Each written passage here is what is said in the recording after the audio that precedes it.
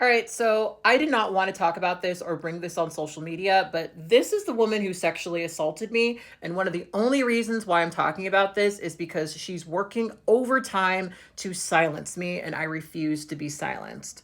So, this woman's name is Robin, and she organizes a community in Los Angeles called Dark Magic Society. Dark Magic Society is a swing slash kink event that happens in Los Angeles, and it's been happening for a very, very long time. In fact, it was one of the very first events that I ever heard about when I moved to Los Angeles, and I was looking for a way to touch down in the kink community. One of the main things that appealed to me about Dark Magic Society is that Robin conducted interviews with every person who was interested in joining. And those interviews, if you passed it, would give you membership to Dark Magic Society, where you could invite a couple of people outside of the community to join. And I appreciated that it was a curated group of people who actually sat down, went over the rules, and all that stuff. Like, all that stuff on paper sounded great. But the thing is, I heard about DMS before I ever met this woman. And the community around her was so great that I really allowed myself to believe that this woman was safe. The first time I actually met her in person was at the Sherman Oaks Munch, which was an old BDSM social that used to run at the Sportsman's Lodge before it burned down.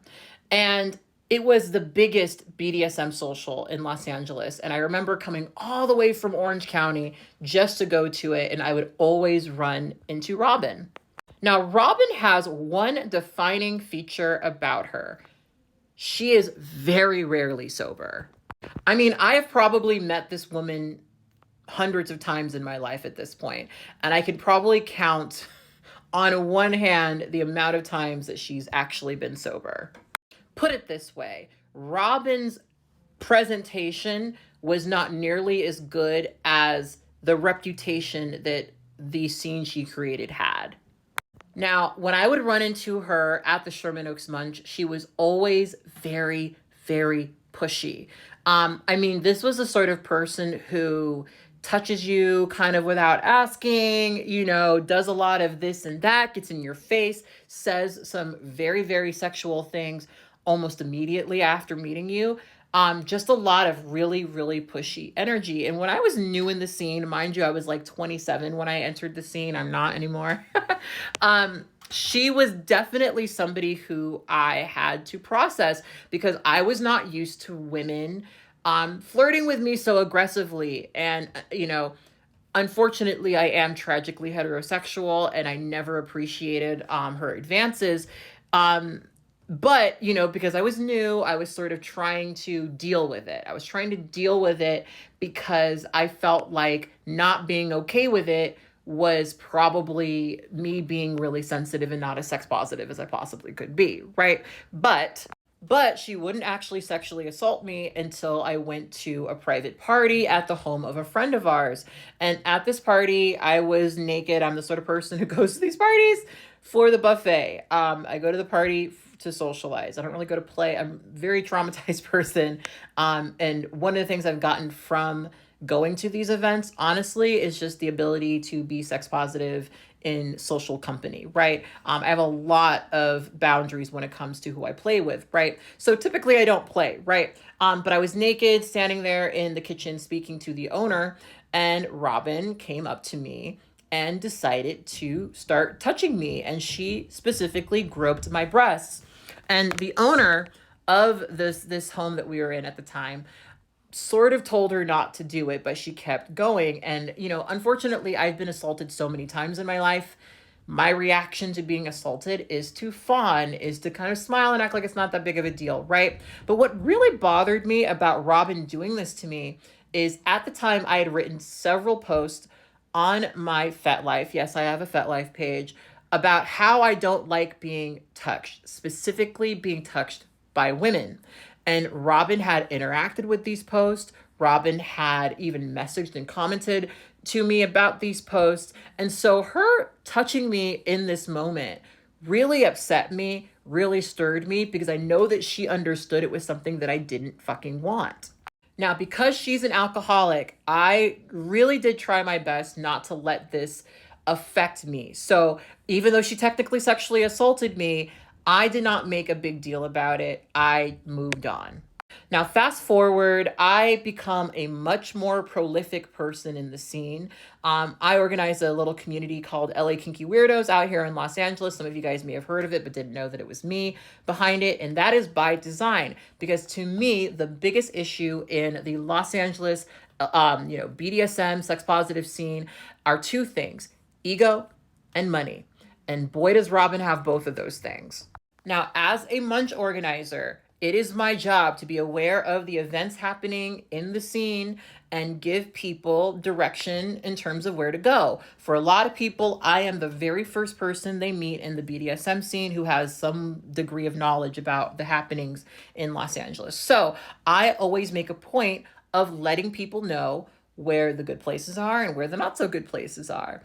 And naturally, because Dark Magic Society presents itself as a community for people who are looking for inclusion, there are going to be people who ask me about Dark Magic Society. Side note, I organized the munch that I organized because I had a lot of very negative experiences entering into the BDSM community.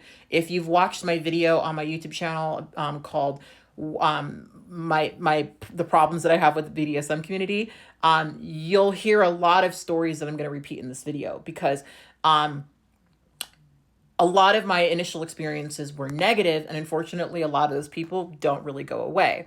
But long story short, people always ask me about Dark Magic Society, and so I said, hey, I'm going to give you insight. And at first, the biggest thing I would say is just, I don't go, but you should check it out for yourself. That was until the Nazis came. So at one of her events, she had the theme of heroes versus villains, right?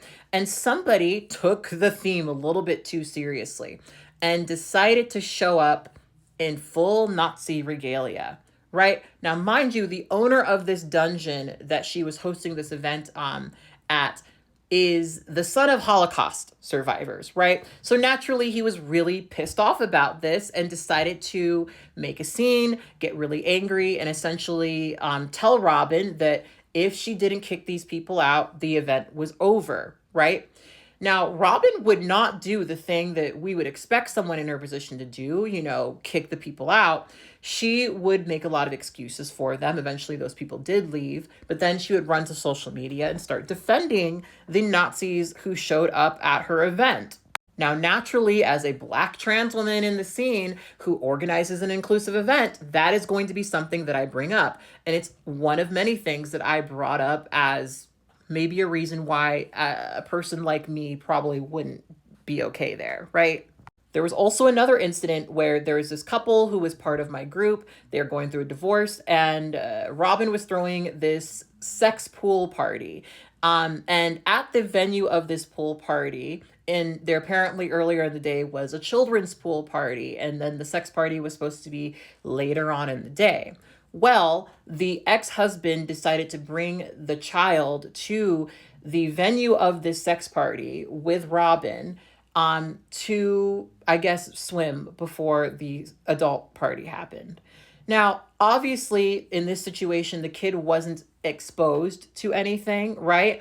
But obviously the mom was concerned about that. And because I knew her, I said something about it. And this is one of the main things that she does not like me for. Now, even though she sexually assaulted me, the Nazis, in my opinion, were the worst thing. And that is the thing I've probably spoken to most people about. But long story short, Robin has been going around trying to remove every little bit of conversation I try to have about what she's done in the scene. I wrote a whole thing about this on my website that really goes into detail, but long story short, one of my first experiences with somebody in the BDSM scene was pretty abusive. And I wrote one of the most prolific FetLife posts about it.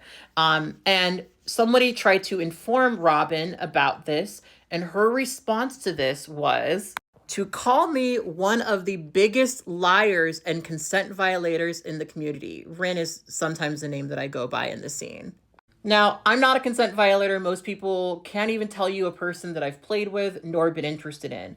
But let me tell you, being accused of this shit by someone who has sexually assaulted me really pissed me off.